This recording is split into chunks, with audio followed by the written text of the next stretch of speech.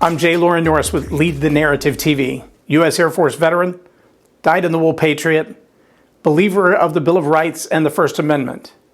And I believe I need to hear your story as well. Join us on leadthenarrative.com and pitch in. Help us lead the narrative.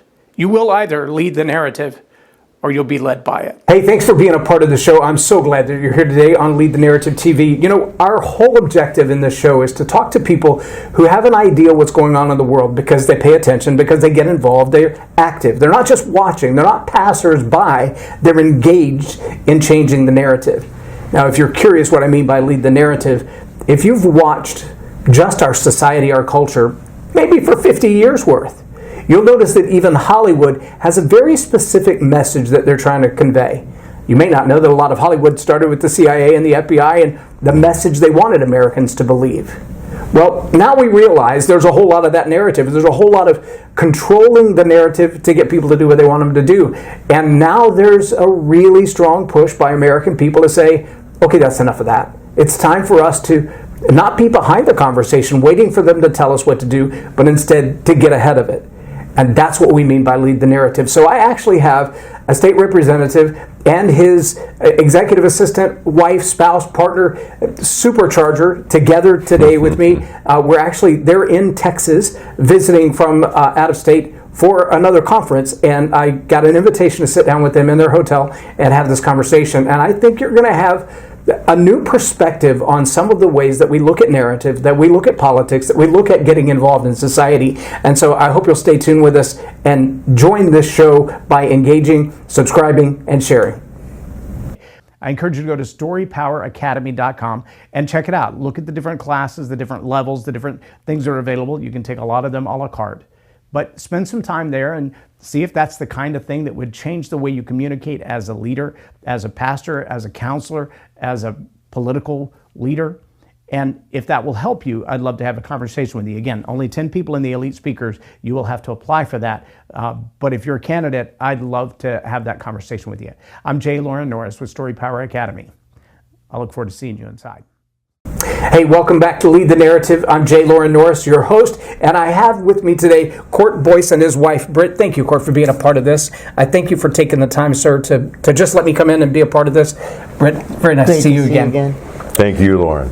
So, you have been involved in politics for a couple of days. What has it been, almost a decade now in various aspects, is that correct? Very supportive of conservative Christian candidates over the years, clear back in my 20s. I finally ran for public office when I hit 60, and that was about 8 years ago. And so just always have had that interest, comes from a family of public servants. And so it's just, I think you'd say it's in my DNA. It's great to be in Texas, land of logic and common sense. And so I really appreciate the invite very much and the opportunity to spend some time with you. Now, you come from a place that, generally speaking, doesn't have the same kind of conservative worldview, is that right?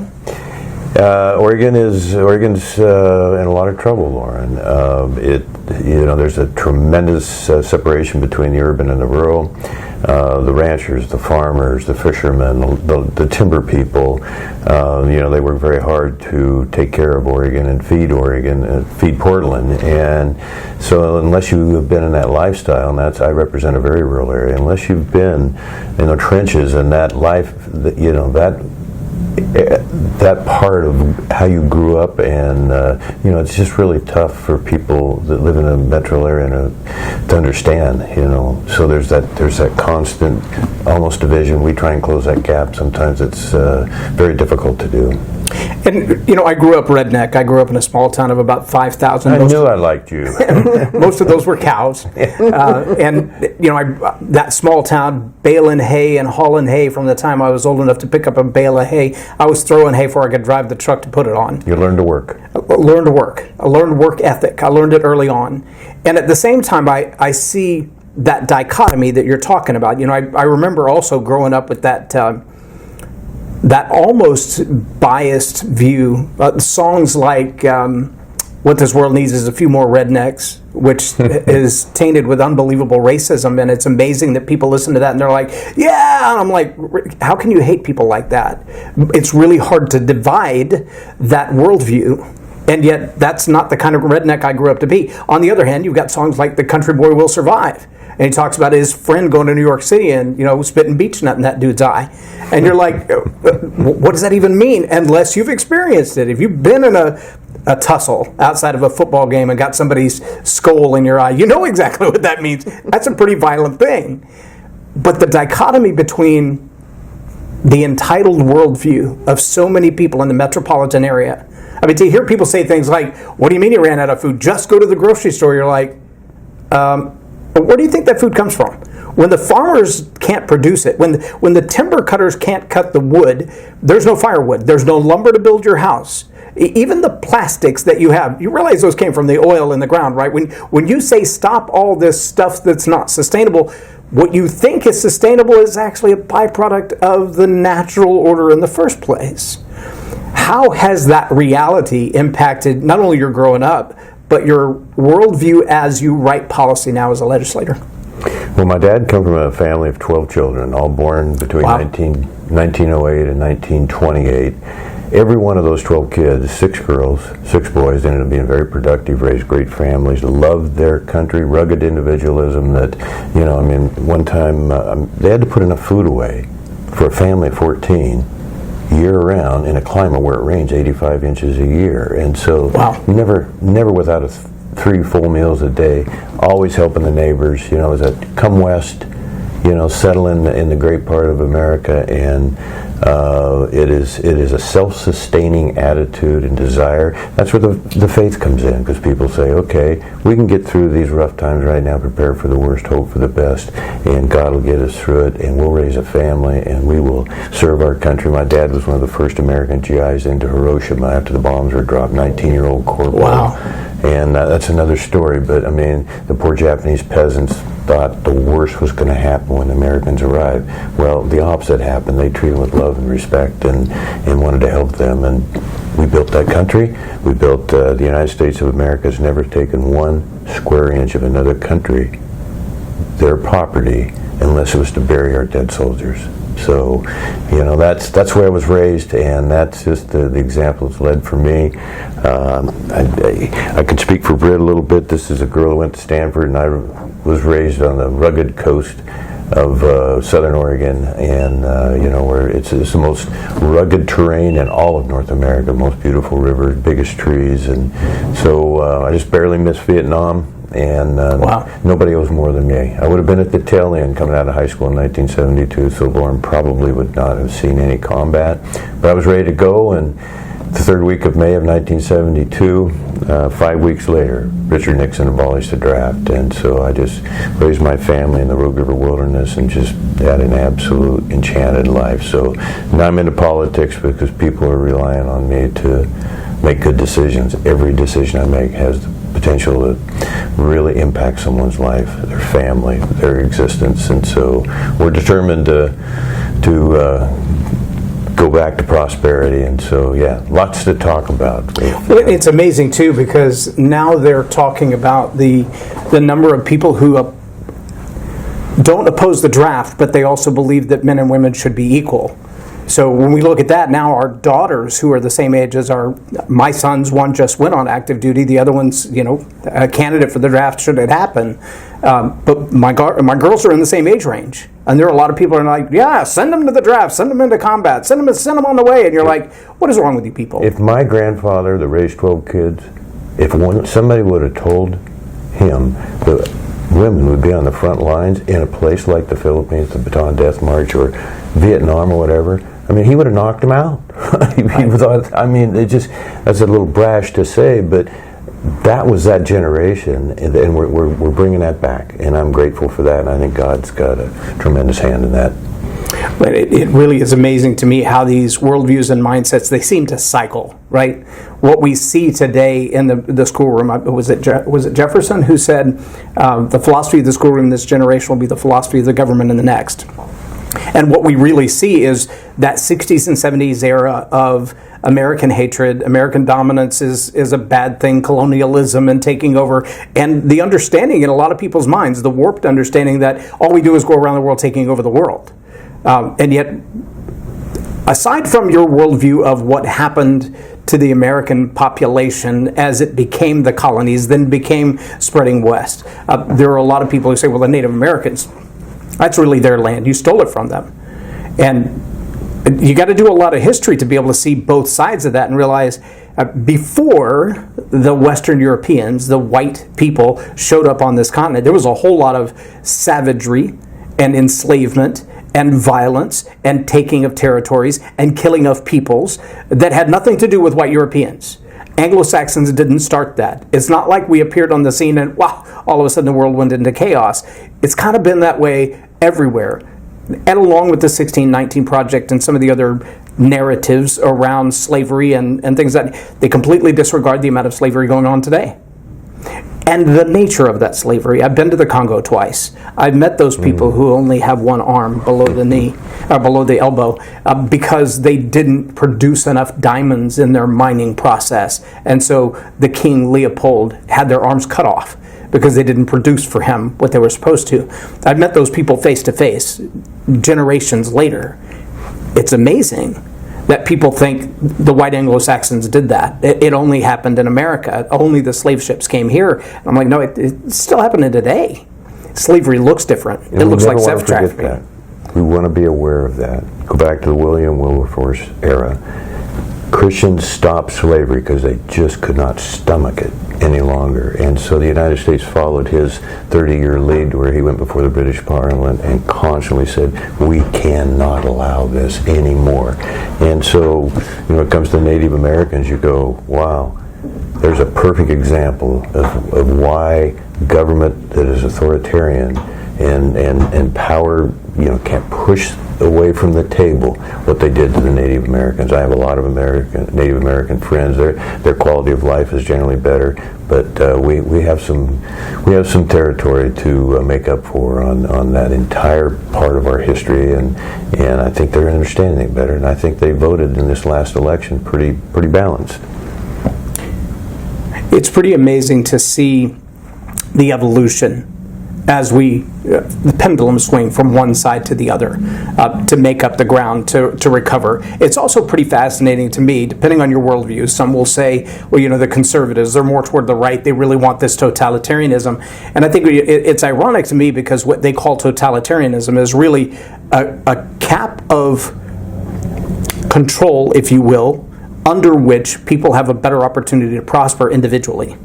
It's that way of saying we're not going to let government involve itself in every moment of your life so that you can make decisions on your own that are in your best interest. And the irony is people who say, well, I'm more on the liberal side, I'm more on the left, the freedom side. They call it the freedom side, but ironically, they want to control everything from how many trees you can cut down to how big the mud puddles in your front lawn can be. And I think to myself, well, that's not a liberal idea because you're not liberating anybody.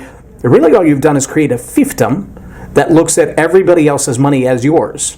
And it doesn't matter if that's a foreign national or a local citizen. If you can tax their cow, if you can tax their milk, if you can tax their chicken and tax their eggs and tax their grass and tax their mud puddles, then you get more money for your power and control, and they get less liberated. And it's their authority, and it's taxation without representation, and it's oppression. Absolutely. That's why the founding fathers said, the right to pursue happiness. And that American dream is not getting rich necessarily. It's the right to do personally what I want to do, my individual rights, to call my shots and conduct my life the way, that's all biblical. The free enterprise system is all biblical. Nothing beats the free market. We've seen that since time began. Well, and I think it's ironic, too, when you hear things like the right to own things as a concept. Under one worldview, that you should rent everything. You'll own nothing and be happy, I believe, was a statement recently, right? Yeah. But the idea of you'll own nothing means somebody has to. And the irony from a biblical perspective is God says, I own the cattle on 1,000 hills, but you better steward them well. I'm not taking them from you. They're not yours to own or mine to own, but somebody's got to be responsible for them. Make sure they're fed, make sure they're protected, make sure they're taken care of. Make sure you don't destroy the soil. Every 7 years, let the land rest, for heaven's sake. Let it grow back into something else. That's not about ownership as in it's mine and nobody else can touch it. It's about stewarding what's left in your care and your responsibility for the season that it is. And that's not what we see, especially by globalists, if you will, who want to take over everything. Now, I know the state of Oregon... I was hoping you bring up globalism. The state of Oregon has a lot of timberland. Doesn't it also have a lot of public land? Well, I'm glad you brought that up.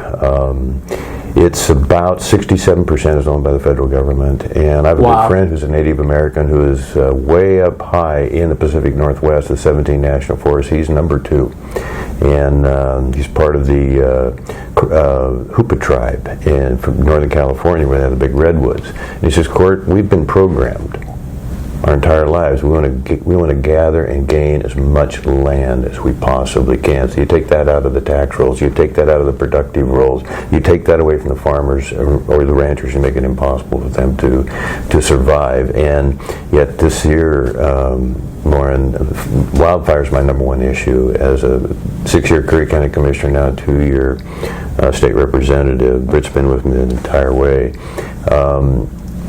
Oregon, to your point, and I'm glad you brought that up, we have the fastest growing, highest quality trees anywhere on the planet, and we're determined that we're going to burn more than we harvest. You can't possibly harvest the trees in our state as fast as they grow, and there's no substitute for Douglas fir, the wood product for building homes and construction, no substitute. But this year we had the highest loss of acres of any year ever in history, and it was 1.9 million acres. What causes that? How did we get there? We're not managing fuels. We're not harvesting enough trees. We are not. And are we leaving them standing because of the red-footed duck-billed cow lying in the tree? Those special frogs. It's three-toed trees. It's the Endangered Species Act. It's the entire in Oregon. It's the Department of Environmental Quality, and of course in the U.S. it's the Environmental Protection Agency. And so which I understood invested almost $500,000 in bulletproof vests this last year. Don't get me started on that. I'm quite. That's like 87,000 armed IRS agents with shotguns. This is getting more interesting, and we're. Can we do this again tomorrow? So I don't want to take all the time here because Britt has a lot to say, and it's when I first met her, I thought, she's kind of a moderate. This is 18 years ago. I thought, I think we could have a happy life, but she may not be conservative. She was an evangelist, which I thought that was really attractive to me. But anyway, she's come way over to the right, and she is a very rational thinking person, and I'm grateful for that. And so we have like I say, you got the Curry County wild, mountain man here, and you got the Stanford person here. So it's quite a mix. So anyway, Crocodile Dundee. And just to clarify, I've completed my units at Stanford because that was a dream, because that was my hometown. I didn't do my entire university studies there. No, I knew you just did a couple of years. But that's still impressive for where I come from. I don't think they would let me in the doors of Stanford, so that's impressive to me. And as far as coming over to the right, my favorite book next to the Bible is Ayn Rand's Atlas Shrugged. And I read it at 17 on the assistance of my best friend's father across the street. And I thank God for that every day. So, I've seen this coming since I was 17. What a mess. It's just communism. It's not even socialism. We don't even need to waste time. We just go all the way. They just want to go all the way. And recently at a conference, Dr. Ben Carson, which he recently released a book called The Perilous Fight, The Perilous Fight. He laid it all out, and a lot of us have laid it all out. Loren, I've heard you lay it all out about the steps, go and take over the schools and, just change the minds of the generations like you mentioned at the beginning. And a couple decades later, you're in communism. It's a slow crawl, like you said, infiltrating the media and Hollywood and just tell them what to think without them really knowing it, right? Well, and sometimes it's as subtle as the conversation, right? It's the meaning of a word. I listen to Dr. Jordan Peterson a lot, and I heard him recently say, when she, the candidate, confuses equity with equality, she's either playing a word game like a mental shell game, and she's hiding from you the meaning of those two words, or she's lying and she knows it. It's on purpose. And one of those is nefarious, and the other one is careless. And I think to myself, the intentionality behind that level of deception. I remember hearing during the George Floyd, the BLM, everything that happened in and around Portland and all of the sad time, and Wisconsin, the destruction and the damage and the vitriol and the hatred that was in the public language. And I remember Vodi Bakum doing a teaching, and he said, "You keep using this word justice, but I don't think it means what you think it means." And that was a quote, I believe, from The Fairy Tale Bride. It's one of those silly films that most men won't watch, but it was a powerful quote. And the more I think about it, the more I realize I hear people all the time misplace words. And in some way, as a communicator, as a person who coaches communicators, it's amazing to me how flippant people get about the use of the words. And yet, the geniuses, if you will, the smarter than us globalists, the politicians in their highest perches, they're misusing those words, expecting you to be ignorant of the true meaning. But to adopt them into your common language until you reinforce the notion that you don't even know, much less comply or agree with. An example, the Mockingbird media. This is dangerous to our democracy. I remember having a conversation with a guy who's made easily $500,000 selling political gear all over the country, traveling around doing interviews, et cetera, and he's a very loud and outspoken guy. Originally in his process, he started off as a Bernie supporter and intended to bring 100,000 signatures for Bernie, black men for Bernie. When Bernie was done wrong by the DNC, he said, "I'll move my support to Hillary." And his daughter smacked him in the back of the head and said, "Why would you do that?" And he's like, "Well, she's the Democratic candidate. We always vote Democratic." And she said, "But do you know who Margaret Sanger is?" And he said, "What does that have to do with it? She's not running for office." She said, "No, but that's Hillary's mentor. And you should know who she is as a black man." All of our kids should know who she is. And he switched his support to the Trump campaign in that moment. Well, about 4 years after that, he and I were having a phone conversation. And I said, we've got to do X, Y, and Z because of. And he said, "Don't you understand how dangerous that is to our democracy?" And almost word for word quoted what I'd heard in the news media. I was like, wow. I said, what's funny is that we don't have one. He said, "What?" I said, "We don't have a democracy." He said, "America is a democracy." And I could tell the way he said it, he was looking up the word to make sure that he could prove me wrong. And so I could hear him scrolling on his phone, and he reads it to me. He said, "That's a democracy." I said, "That's funny that you say that." And I was standing next to my bookshelf, and I pulled off my 2005 Collegiate Webster's Dictionary. And I said, "Let me read what the definition of democracy was in 2005. And I read it to him. He's like, "Well, that's not the same." I said, no, but that's not even a subtle difference. Let me show you what a real difference is. I pulled up the 1988 dictionary. I went back as far as 1906. And I read from the 1906 Webster's Dictionary the meaning of democracy. And he's like, "Well, that's like the word has completely changed." I said, "No, the word hasn't changed. The demagoguery around it has."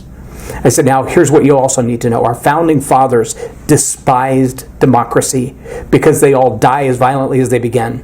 And they are literally uncontrollable because they move at the will of the mob. And the mob is instigatable, but not controllable." George Floyd was a perfect example of that. Exactly. So just moving the meaning of the word democracy as we have for decades across the dictionary's definition, we see a drastic change in the meaning and its application. But when you can stand in front of a camera and speak words that don't mean what you're saying, but they speak in the vernacular of the uninformed and the uneducated, that's a powerful form of manipulation. It's a takeover, and it's Wikipedia, right? Maybe he was looking at Wikipedia. It's rewritten language to change the entire trajectory of a country for power. So instead of dropping propaganda out of airplanes, what's World War I or World War II? Both. In And Germany, Vietnam. Both, and Yeah. Vietnam. Now they just have it on Wikipedia, right? Just Google it. And if you disagree with your conspiracy theorists, like that right. whole weather thing, Better lock them up. Yeah. Right. who knew you could make clouds? You mentioned deception. Yes, sir. And you mentioned Marxism, communism. I mean, what's the difference between socialism, central planning, communism, Little Marxism? crawl. Spelling. I mean, if Yeah. you really get right down to it. So you also mentioned the other presidential candidate, and was she careless or was she just calculated? I'm paraphrasing, but it's really a good point, because that's how that system works. Karl Marx knew, for number one, his job was to do away with Christianity, a godless society. Yes. When you take away that moral pinnings from a people's, and you replace it with what? You replace it with that deception, with those lies, with those way to control the masses. You said the uninformed, the ignorant. I mean, not ignorant, stupid, but ignorant of. They're just trying to pay their electric bill and get their kids through school and put food on the table, so they don't have a lot of time for politics. But that's how that works, and as Marx figured that out, 100 years ago. And so that system, that's why, to your point, the Founding Fathers fought against, they fought and fought to have that republic, representative government. The beauty of that was, you trust me to represent you, and I'll give it everything I've got. And if I don't, or if I fail you, I am out. Which is another argument for term limits, of course. And you heard that on the national news lately. And so, anyway, I'm just really glad that both of you brought that up. So I'm following you, I think, pretty well. And I think historically, it's we know what the globalists want to do. They want to control the entire elite process. We know better for you. It's just like the climate change thing. When Lee picked me up today, and we were talking about climate change just a little bit, just kind of fun, and people, a lot more. I made the point to him. I read an article 2 years ago or so. A lot more people have died in this world since time began, the last 5,000 or 6,000 years, died from cold, not heat. Yeah. And my feeling is, okay, if it extends the growing seasons for the poor country, we can help them grow food, we can help them get, that's what most missionaries do, right? That's what most of the hearts are of the Americans that go abroad and serve. Anyway, I'm taking too much time here, but that is a way to help poor people, not to say we have too many people on the planet. You and your family are, we don't need you here. So, Glenn, I love the way Elon expendable. Musk, expendable, disposable, deplorable, deplorable. a basket of You deplorables. said it first. Yeah, a basket of deplorables. It really is amazing. But when you listen to somebody like Elon Musk say, if we simply covered 1/4 of the state of Texas with solar panels, we'd have enough electricity to power the entire Earth forever. 1/4 of this state. That's what he said. Yeah. If there's anybody who would know, it would be him, right? Right. But he's also said, if we took every human on the state of Texas, on the planet, and we put them all in a space where they have 10 square feet of space to themselves, Yep. We could put everybody in the state of Massachusetts. What? 8 million, What? 8 billion people. Absolutely. And when you think about the geography, maybe Massachusetts wasn't the right state. Maybe he was thinking of Maine or I don't know, Montana. But it's a very good point. But the point that we as a global humanity do not cover 1/10 of the surface of the earth. And if the water is rising, why do you keep buying mansions on the coast? And it's not 1/10. We aren't even a thousandth. From another thing Musk said was, have you been in an airplane lately? Instead, people are led to believe that we're overcrowding the earth and we're ruining it. And I understand, I started a recycling program as a 9-year-old in Palo Alto, California, going door to door, right? So I understand that and being wise that way, but we've been led to believe that we are overcrowding the earth. And he just said, get in an airplane. How many hours do you go without seeing a human or a city, right? So to your point, yeah, you could stand us all up in one little state in America. Yeah. Well, and I've been to those places. I remember when I first was told we're going to the Congo, here are the 2 cities we're going to. And I said, great, how far from one city to the other? And I looked up, it was like a 45-minute flight. And I'm like, well, why wouldn't we just drive? Because I'm thinking 45-minute flight, right? That's from Dallas to Houston, Dallas to San Antonio. You can get on Southwest Airlines in Dallas and be in Houston or San Antonio, either one in 45 minutes. If you take your car, that's like a 3.5, 4-hour drive. If you hit traffic, maybe 5. Okay? I looked it up on the map there. I looked at the geographic distance, and then I looked up the travel times. From Kinshasa to Kisangani, it's a 45-minute flight or a 19-hour drive. Mountains? No, they have no roads. And do you know why they have no roads? No infrastructure? Well, because the Chinese will build the roads around an airport or a metropolitan city in exchange for concessions rights. Mineral. They want mineral rights. And the roads that they build... farmland. And that's exactly what they're doing. And the mineral rights give them a whole lot more wealth, power, control, and yet the roads that they build, the infrastructure they build, has a shelf life of about 4 years. I've driven, well, I didn't drive because I don't have an international license, but I've ridden in the back of an SUV, an 11-mile trip that took 3 hours because the roads were so bad. Oh my goodness.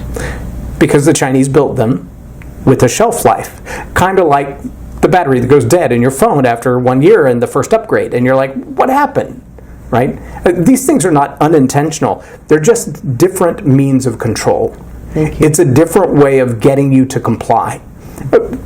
Why is it? And I'm so excited to see what RFK Jr. has to say about this process, but he's now HHS, I believe, is the position he was nominated for. And that is huge. It's enormous. It's not as big as for example, FDA, Department of Defense, right. or yes, FDA, but it is, he's going to have a footprint. Pharmaceutical companies. Well, pharmaceutical companies. No, it's okay. And those geniuses that want to sell Fruit Loops in America with 87 ingredients and sell the same box with the same label with the same content in UK with 4. What are the 4 ingredients that make a good Fruit Loop? Or what are the 83 other things you're putting in there? Stop it. Right? And I hate to say it, but there's a lot of evidence to the fact that obesity, lethargy, behavioral problems are all directly correlative to the ingredients in our food. Absolutely. I've had plenty of conversations with people who are working in the inner cities, and they'll say, we have this food desert problem. I'm like, well, what do you mean a food desert? They're like, well, there's no good food available. I'm like, there's a fast food joint on every corner. Yeah, go back and look at the receipts, and what you find is they're eating foods that are literally toxic. The foods that you can buy cheap, those drinks that are filled with red dye 40 and red dye number 2 and blue 45. And what are they doing? Well, they're creating ADD. They're creating bipolar disorder. There's evidence to that across the board. So it's a circular scheme, because then you go to the doctor and then you have to get the prescription and then you eat the bad food. The doctor never says, how about changing your diet? I don't want to say never. So let's interrupt the cycle. And he's also so protective of children and all the vaccine information now that has been proven to also cause disease. So you've got kind of a circular mafia going on there. And then you've got the experts, right? The scientists. You've got to trust the science, believe the science. Don't believe the doctor who's actually done brain surgery on a baby in vitro. He doesn't know anything about babies or humans. Take his license because he doesn't comply. Exactly. Well, and I loved hearing Dr. Peterson on the interview I was watching today. He said they're trying to retrain me, but everybody they've asked to do it has declined the job. And I'm like, I want to be there when they do it. He said, I told them I'm going to record it, and they're like, you're not allowed to record it. He's like, unless you're doing a cavity search, I dare you to stop me. I will, because whatever it is you think you're going to pull off, the world needs to know about, because that's as Nazism as it gets. Amen. He's a medical doctor? Dr. Jordan Peterson is a 30-year practicing psychiatrist. Okay, all right. Psychologist, excuse me, not psychiatrist, psychologist. But he has, I remember when his whole thing first started, he's been on the cutting edge of this. What is the freedom of speech? What is the word mean that you're using? And the very first attack against him was him, her. And he said, he actually had someone confront him, and I watched the video. It goes way back to the first time in his Canadian classroom. And somebody said, who are you to tell me if I'm a man or a woman? And he looked at him and he said, Is that a serious question? I mean, my job for 30 years is to help people work on their identity and to get clear on who they are and what their life is about and where they're going. So I'm kind of the consummate expert on that idea, the notion of what's wrong with me. Most people ask me that question rather than telling me what's wrong with me. In the conversation today, somebody said, well, what do you do when you deal with a cantankerous journalist who's trying to trick you? He said, in all my years, only one has. And later she came back and admitted that she's been trained very well to intentionally seduce and mislead until she gets people to say things that will trap them to destroy their character. He said, but most of them, they don't understand this is a therapy session and they're way in over their head. And I'm like, that's a scary thing to know, that there are so many people adjacent to politics, adjacent to the halls of power, who are already persuaded of a particular worldview, who will intentionally corrupt their own questions for the purpose of getting the answer that serves their interest best, truth or otherwise. So they've just bastardized their own self in doing that. Like you said, the end justifies the means, and by all means. Right? By all means. Whatever it is that I got to do to be in control. Was it Chris Wallace? I'm thinking it was Chris Wallace. Maybe I'm mistaken. They resigned. Retired. Years ago. Oh, years ago. I'm sorry. This happened in the Obama administration when Obama was running against Mitt Romney. And whoever this anchor was, may have been the Walter Cronkite. It's hard for me to accept that it was an anchor of that capacity. But I remember the post-interview. It was after the election was over. And they said, did you know when you said all these things about Mitt Romney as a candidate that those things were untrue? And this individual leaned in, looked at the journalist, then looked straight into the camera and said, that SOB is not our president, is he? I win. Yep. I was like, you lost your job, you lost your career, you lost your millions of dollars in salary, you lost your integrity, you lost your reputation, you destroyed your name to stop one guy. That's amazing. But fast forward 10 years, and here we are yet again, where people have sacrificed their careers on the altar of one corrupt idea that this notion can go forward. And bamboozling us into thinking that we're the minority, when all along we're the majority. That's another, right out of the playbook of Ayn Rand's Atlas Shrugged. Right? Yep. They overtook the media and convinced the masses of wonderful, good people to abandon their values, to abandon their families, which, as to your point earlier, right after you abandon God and your faith, then you go for their families, right? And mix people up. And are you a boy or a girl? Well, God made that pretty clear when you were born, right? He was pretty clear how you came out. But Ayn Rand was leading the way and trying to let us know what was coming. Right. You know, when she left and defected from communism. Serving in the Oregon House and as a lawmaker and being in the minority, Loren, that is probably the biggest heartbreak to see what they've allowed to be done to our kids. Yeah. And promote it. And the medical community gets wealthy off of it. Mm-hmm. The taxpayers pay for it, and you can even come into Oregon from out of state without your parents knowing and have a sex change operation. Yep. A sanctuary state. That the taxpayers pay for. Yes. And what most people don't know is they pay for all the follow-up for years. If you need therapy, the taxpayers pay for the therapy consistently. They pay for all of the hair removal. They pay for, ongoing.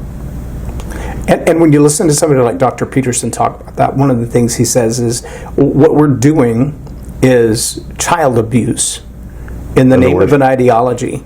We're manipulating, mutilating, destroying the human body. And he said, we wouldn't let a 15-year-old decide if they're going to drive or what college they're going to go to or whether or not they're going to get a tattoo. You can't even sign up to vote. And it is irreversible, and they'll never have normal, intimate relations again, or ever in their life.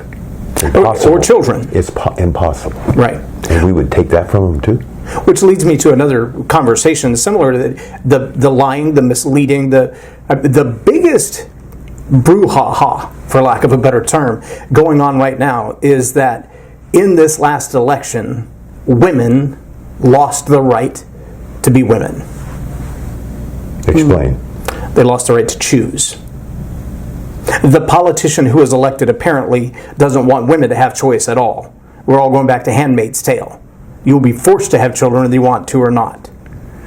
Well, by a 5 million popular vote margin, we proved that that was invalid. It's just an absolutely ridiculous, help us get a win. We'll say anything, do anything, to your point a moment ago.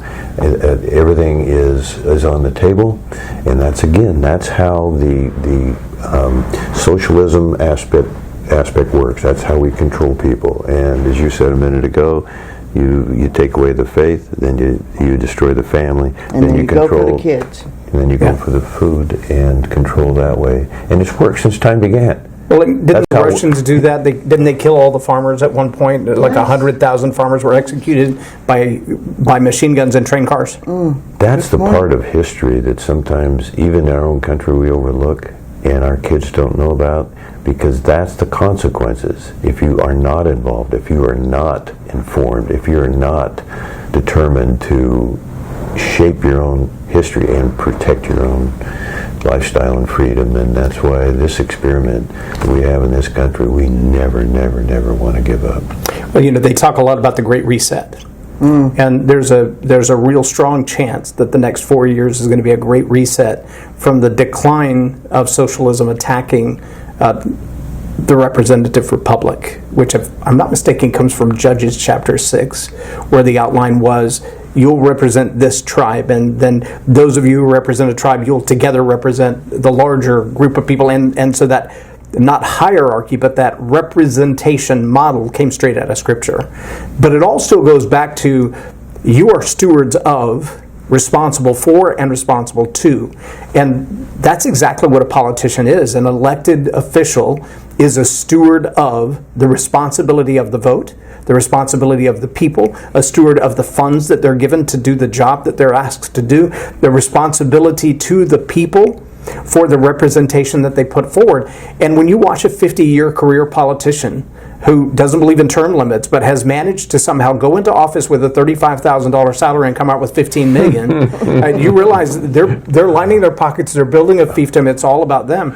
A great interview that I heard the other day, I believe it was Sean Ryan, on the Sean Ryan Show with Michael Benz. And I'd never heard of Michael Benz before I heard this interview.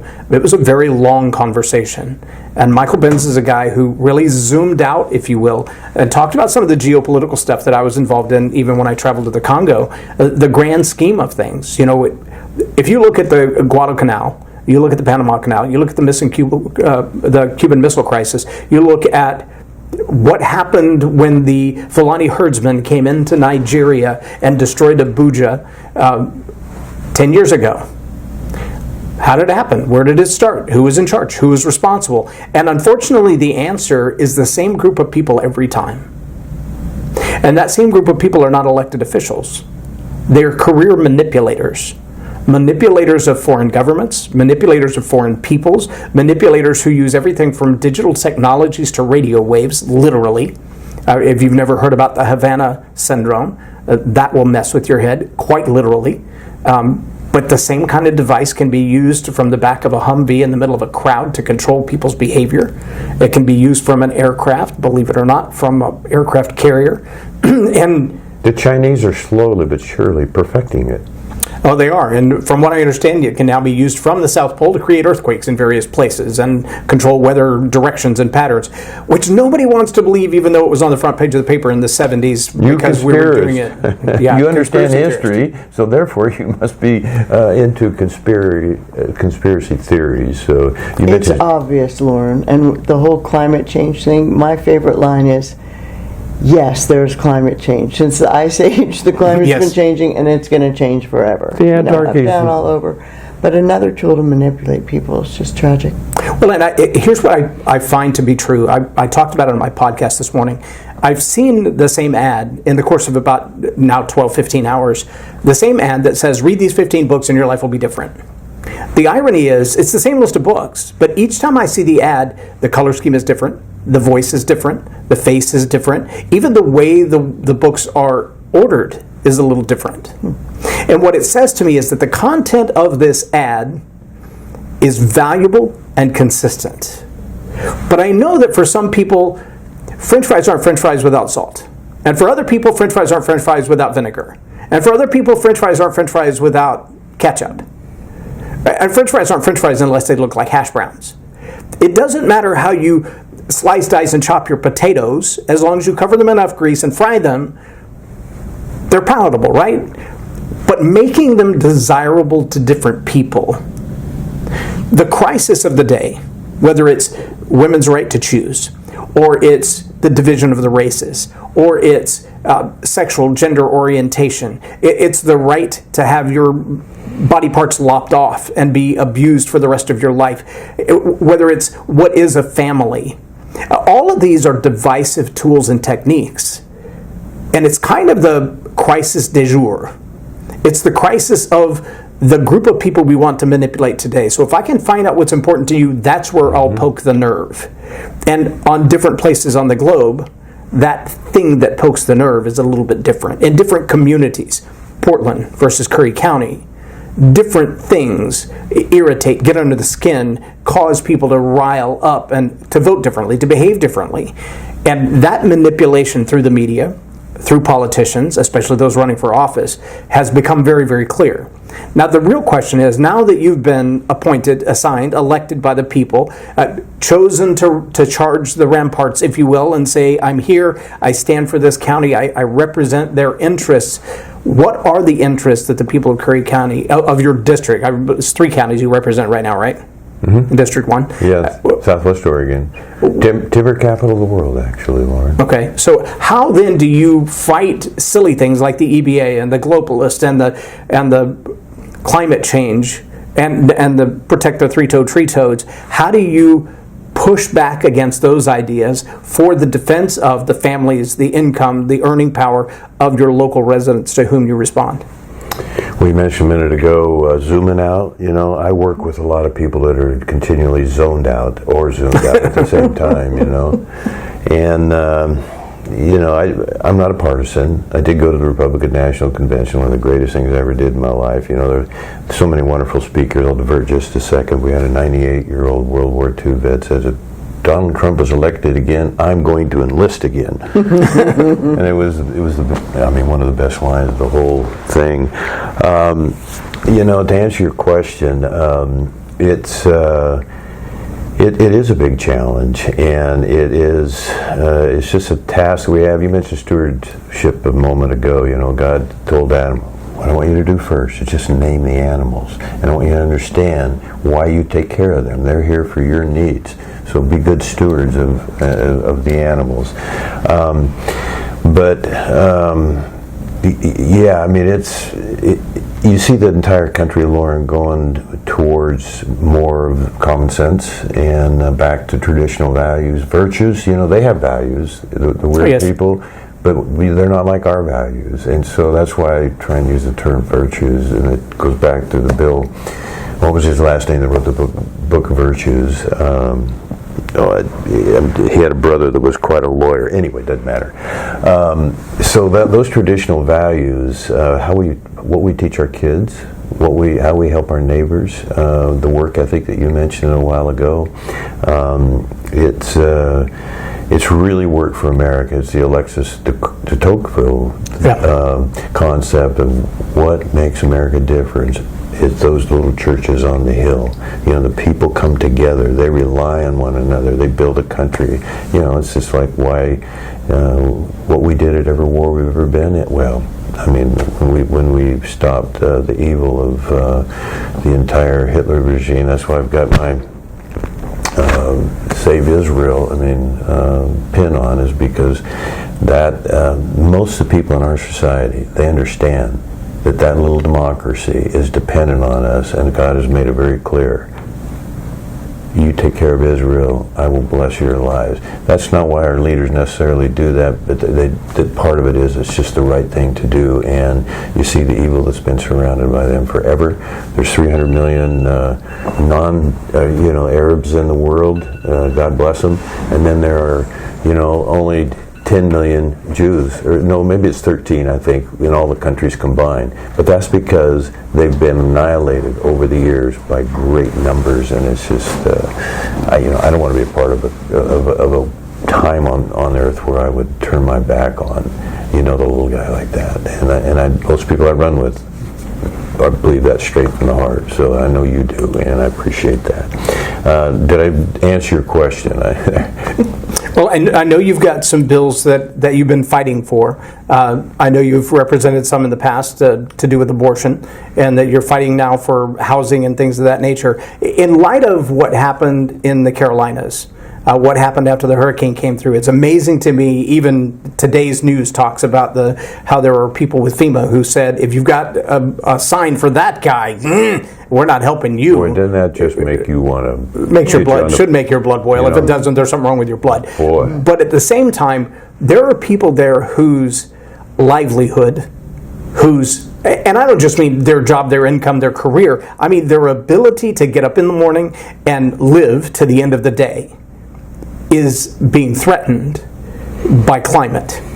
Now, some people have gone so far as to say, yeah, somebody had a steering wheel on that hurricane and they sent it right there because of the lithium mines and all this. I don't know. Is it possible? Well, I reckon it is, based on the science that's out there. Was it intentional? I don't know the answer to that question. Here's what I do know now. There are a whole lot of people who are suffering, and housing has become an issue for them, and $750 ain't going to fix that problem. In fact, that was an insult for our nation's leaders to go, yeah, here you go. I'm going to throw a little something at you. Well, at the same time, we were, the total, you might recall, so correct me if I'm wrong, was $680 million in a 30-day period that we gave to the illegal people that were in our country. Yeah, and that's nothing to say the $6 billion-ish that has been sent on a regular basis to Ukraine. Yeah. To protect their borders. I was afraid you're going to bring that up too.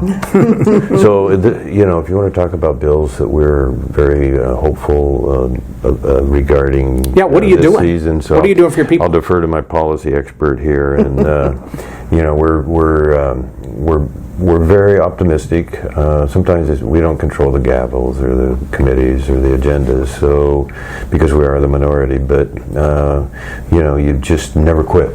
Right. Doing what you think is right, and the people are so depending on us to improve the quality of their lives, and so to do that, you got to be full-time, you got to be determined, and you got to put pride aside. I'll walk 10 miles if some on the other side will walk 1 mile. If they'll get out of their chair, just stand up and shake my hand. Yeah. I'll come as far as I have to. Yeah. And I think that's a challenge that we see in politics today. And of course, along with the rhetoric of everybody else, it's the accusation that side won't deal with us at all. That side wants to cheat. That side wants the leverage. That side. And the truth of the matter is, there is a middle ground. If your objective, if your agenda, if your cause is the American people in their best interest. Well, we have plenty of causes. And there are a whole lot of people who are in politics to get rich, and the American people are the last thing on their mind. They'll say what needs to be said. They'll spend the money that needs to be spent to get into office. But once they get there, the American people are kind of a nuisance. Lauren, what has happened this last couple of weeks of the election, and I mean, you get so almost invigorated with the appointments that we're seeing, the quality people. We knew that was coming, but now to have it right, almost visible, almost tangible, or visible, almost tangible, it's really an exciting time that we live. And so the reason I bring that up is because you think the people in Oregon that appear to be going the other way, is this going to, even for a split second, put them on their heels? So that's our prayers, because if you get a couple of honey badgers in there and it changes everything. We just need to change 2 or 3, I mean, right. we had a 25-35 split. We really thought we would gain a couple seats. We're heartbroken we didn't, because we had some incredibly good candidates that just worked their hearts out, and we honestly didn't come close, but we were really thinking we would get 2 or 3. So the pressure on us is to stay together, and if we lose one more seat, or if we would have lost one more seat, like go to 24, then we'd be a super minority. We can't stop anything. We can't stop tax. Right. There will be businesses are leaving Oregon right now. I can give you a detail. You're either trying to California or Oregon really fast. That's right. Yeah, that's right. So, do you want to talk Very about some well of the bills? Certainly. Well, to your point earlier, you were talking about values, and I just have to mention what came clear when you were speaking about values is the antithesis of that is teach someone not values, but a victim mentality. Like Vivek Ramaswamy says, we are here to judge people on the content of your character, not to the color of your skin. And to your point, if you can incite crowds with, whatever machine you have or whatever in your mind or with your vocabulary or however you direct traffic, let's just keep people victimized, and that's the agenda on the other side that we're looking at. And I feel so sorry for these people because they've been brainwashed that they're victims, and it's maybe the people that got picked on in school, so spending family breakdown, spending $750 to somebody whose house was just picked up and moved over 2 hills and they lost everybody in their family is dead except them. Here's $750, but we'll spend $75,000 on somebody who wants to think that they're a different gender and handle that. So when you said insult, sure. Also, newsflash, as far as going into politics to get rich, I had no idea. The average legislator in Oregon at the House of Representatives, even the senators, $2,500 a month. No, $26,000 a year. Whatever. So it's less. All I'm saying is this is a news. It was a news flash to me. Yeah. It was a news flash to me. I think most people might want to know that. Well, and so this guy at the state level, like especially, that's 80 hours a week. Yeah, that's below a working class job. Exactly. Yeah. Exactly. And people think, well, you're there to get rich, and it's like, no, we are. This is a knife fight for our country. It has been, right? Right. And right Trench now, warfare is what Dan Bongino calls it. Yeah. What's it? So anyway. Trench warfare. Right. Yeah. Right. It's the worst kind because you're talking about gang fights on the streets, kind of level of emotional violence. Right. And people say, "Oh, you've misgendered me." That's verbal violence. I'm like, "Oh, you don't know anything until somebody tells you that they believe you did X, Y, Z to your own child." Right. Which is the accusation they throw out there. I mean, what are the things they're throwing up against our potential future Attorney General?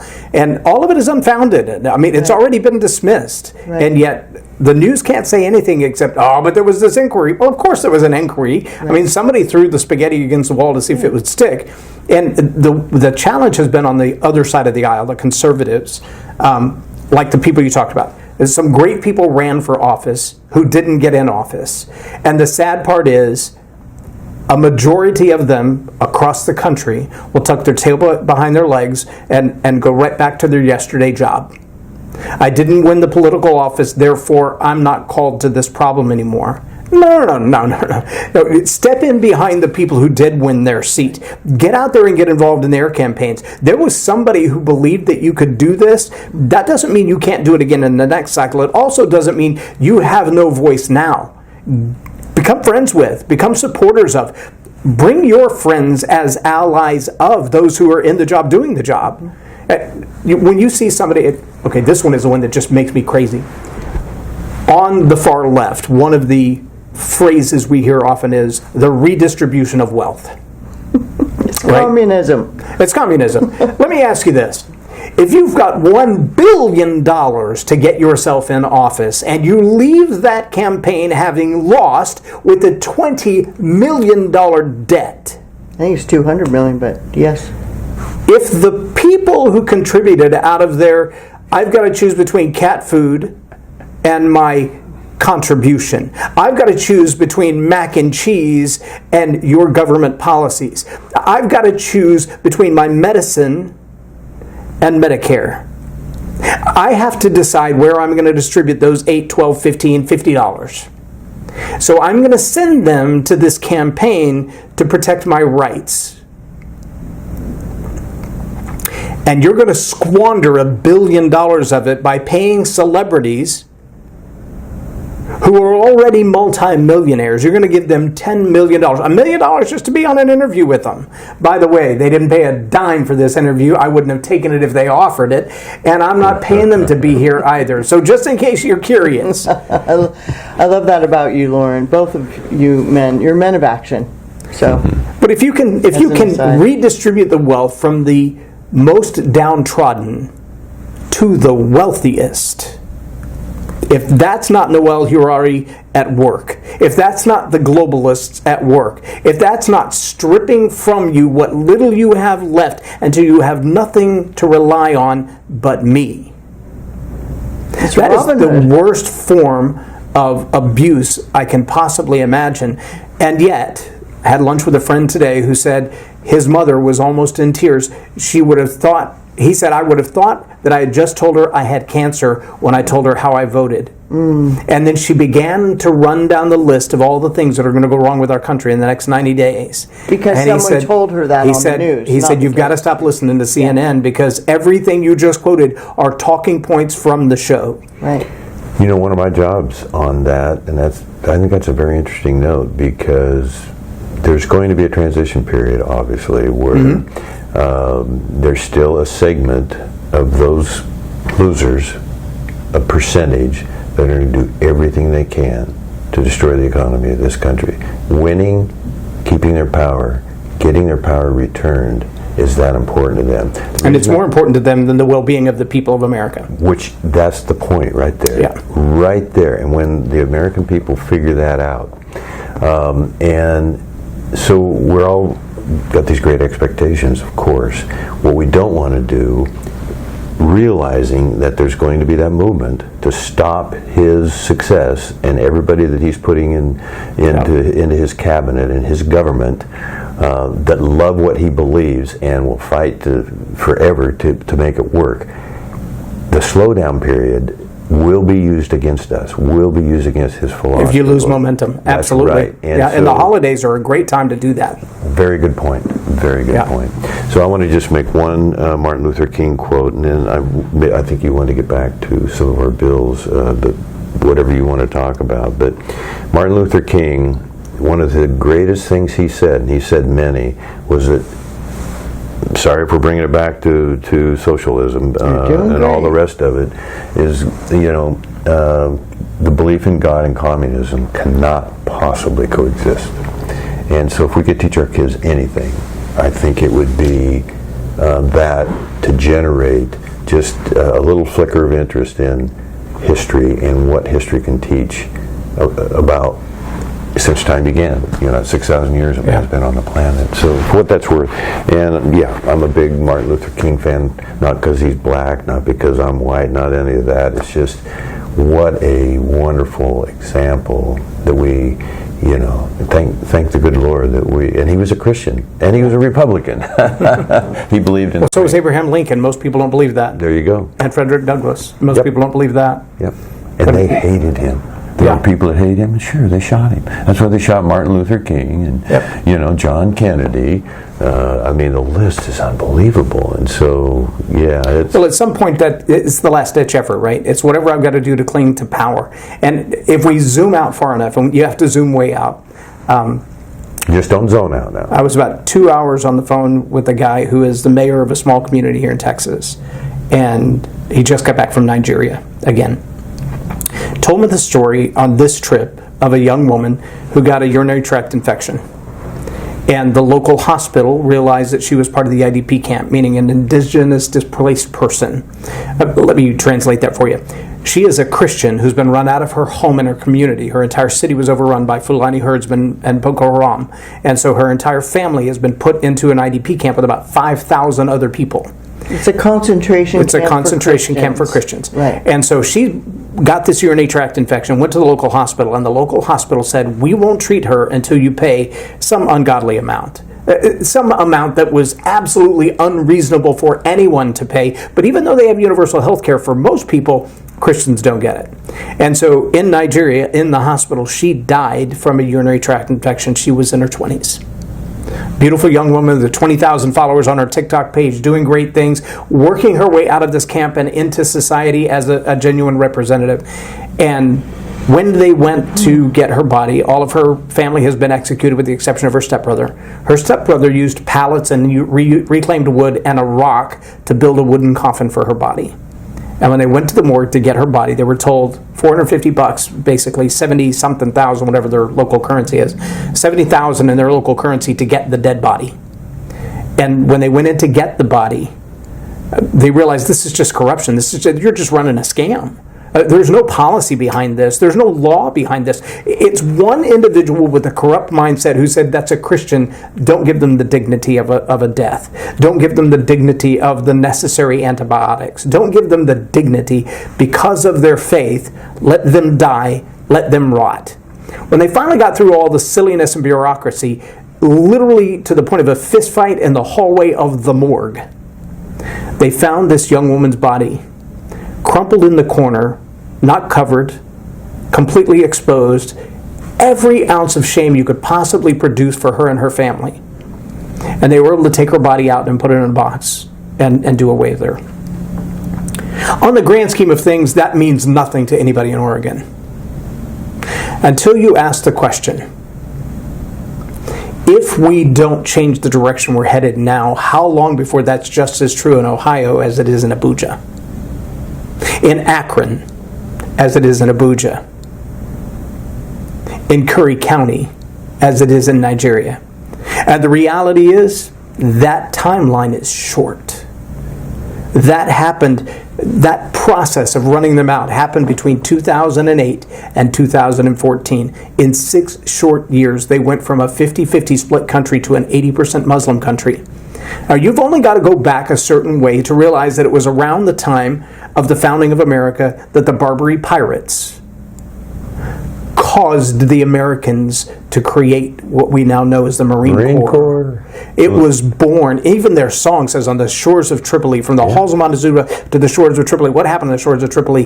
The Muslim intifada that wanted to destroy the way of life for anybody in the world. And what we like to believe is that the Muslim religion, the Christian religion, the Mormon religion, the Buddhist, they're all equal and they're all the same, and the truth is they're not. And Muslim is not a faith, it's not a religion, it's a political system, and its closest counterpart is communism. Most people don't dig far enough to see that as a truth. But in the same way, absolutely, that when you look at politicians today who are willing to say, at all cost, what was her name? Maxine Waters, who said, if you see them in the cafe, in a restaurant, if they and her vehement hatred toward those who have a different worldview sounds very much like what you hear in the streets of Abuja. And is it political rhetoric or is it genuine hatred? That's a very fine line. And the difference can only be determined by the intent of the heart. Ironically, the flip side is also true. Everywhere there's a Christian outbreak, everywhere faith comes in, you hear phrases like you heard from Dave Rubin, who said, I always believed that I would always be a Democrat because those conservatives, they hate me. And then I showed up at an event to argue with them, and I realized they loved me, they accepted me, they comforted me, they welcomed me, even though we didn't agree. And I said that's the difference. That, yes, there are some Pauline figures, some Peter-like characters. If you look at a Matt Gaetz in the work that he has done so far, I don't know if he'll be put in the position that he's been nominated for, but in the work that he's done so far, he's more like Peter in the garden. That's where you could. Than Andrew under the tree. Yeah. And there's a reason there were 12 disciples. There was a reason that we've seen generations of Christianity. But even today in politics, the fact that we turn our backs on each other, because you won and I didn't. Go do your thing. I'm going back to the Old Testament says, look, if that's what you got to do, that's what you got to do. But when the prophet was called, he said, walk out of the field now. He's like, I got to tell my parents. You don't have time for that nonsense. Jesus said, if you put your hand to the plow, and if you let your hand off, just forget about it. You're as good as dead to me. Either you gather with me or you scatter abroad. Either you're on this team moving in that direction or you're not. And if you turn away, They just keep walking. And I think, unfortunately, there are a lot of people who have a calling to be political influences who are terrified of the name calling. They're terrified of the rhetoric. They're terrified of what that represents. Let's get back to that's really interesting, because what you said a minute ago about the people that we really supported, encouraged, believe had a reasonable chance of winning. Really good people. Salt and light of the earth. The things that were said about them and made up consistently. Made up. Totally fabricated, felonious. I mean, we've all been subjected to that in our lives, but, some worse than others. But that will probably keep someone from coming back. But that's how the system works. That's how the enemy works. He's the accuser. Enemy works. Thank you. The accuser of the brethren. And the example, the story of the young lady that they left her body crumpled up in the corner, and 11 years ago, or no, it was 2011, 13 years ago, I heard Lori Ingram say on a radio program, "We know that there is no limit to the evil man will do to man." Yeah. And you come 13 years later to October 7th of 2023, what happened in Israel. Things we can't even speak on this camera, that I wouldn't even want to speak in front of another woman, that happened. Right. Actually happened. And we have people in our country that go, did they deserve it? Or maybe they did. It's like, our president-elect got shot, and there are absolutely somewhat responsible people out there. You could even say they're good Americans, would say, dang, I wish it would have solved a lot of problems if he just would have, if the bullet would have actually done the job instead of just... and people who, in the moments after it happened, lied about your it. Heart, though? I mean, our worst enemy, we couldn't... I know you well enough. You couldn't... You would never justify that, and it's just not in our DNA. That took too long, I know, but it's just no limit to what man will do to man. We see. Go back to the Braveheart. William Wallace. He just wanted to live in peace. He just wanted to take care of his family, and he would have paid taxes. But when they took everything he had, how did he respond? And that's a God-given individual, and it's a calling. It's a calling. And I think it's the calling that we have today. A lot of people say, as a soldier, as a veteran myself, as a firefighter and a first responder, people are like, "Wow, you must have been brave to do all those things." I was like, "No, I did what I was supposed to do. I did what I knew to be right. It was for the sake of other people. It wasn't about me." It's not about my brave or my care, and that's what it should be, right? And honestly, I have shied away from being involved in politics on the front line because of the things of my past. Eminem, I think, represented it best in the song and in the movie 8 Mile, when he stepped on the stage and he's like, "I know what you're about to say about me," and so he laid it all out there. He's like, "Now what do you got left?" Yep. But I know what my past was. Before Christ, I know who I was, and that was not a good who. Thank God I'm transformed and redeemed in somebody else. And that reality is available for anybody who's willing to surrender to him for that purpose. But I know what the enemy would say about my past, and that would destroy people that I care about. I'm okay with it. But I got kids and grandkids, and I'm not okay with them hearing and believing some of those lies. And for that reason, I shy away from politics because it's not yet my season. I understand. However, you and your wife Karen still serve every day in politics just by doing what you do, being active in the media, having those conversations and coaching. I would have never been able to speak to the Supreme Court with such confidence. Oh, you're still one of my biggest brags. Every time somebody says, "So tell me what you do," I'm like, I have a client who has spoken in front of the Supreme Court on the most vicious topic you could possibly imagine, as a woman talking about abortion, and they look at me like, how do you coach somebody like that? I'm like, it took a minute. Yeah. It took realizing that, I think it was Winston Churchill who said, if I've got an hour to speak, let's go. If I got 20 minutes, give me a couple of weeks to prepare. If I've got 5 minutes, give me a couple of months to prepare. And when we forget that it takes more effort to condense a message than it does to expound on it. Yes. That 3 minutes in front of the Supreme Court, in front of the United Nations, those are words that must be selected like a scalpel. Yes, and you chose the perfect scalpel. And she has the brains in the family, I can assure you. And I don't know a man who didn't marry up. oh yeah, Including me. I'm living proof, my friend. We'll swap some Winston Churchill stories someday. I'd love to. Yes. Well, I don't know how long we've been going, but I see our producer in the background punching buttons on all the cameras, so they may be getting low on batteries or low on space. So thank you again, Representative. I appreciate you very much being God bless part you, of my this friend. interview. It's so great to meet you in person. My friend Thank Brett, you, good to see you Loren. again. Yes. Never met a Texan I didn't like, I'll tell you. Well, I could introduce you to a couple. I'm J Loren Norris. I appreciate you being a part of Lead the Narrative. And again, like, subscribe, share this video. I don't care where you saw it. Take some clips of it. Make your own reels. In fact, make as many little reels as you want to. Send them all over the world. Just send them back to the original video so you can see the heart of this conversation before it's over. And whatever you do, don't wait for somebody else to tell you what to believe. Lead the narrative. I'm J Loren Norris. We'll lead the narrative for Tell It Like It Is TV. Search for the truth. Absolutely. Court Have a Boice blessed for day. Oregon.com. Say it again. Court, C-O-U-R-T, Boice, B-O-I-C-E for Oregon.com. There you go. Get involved.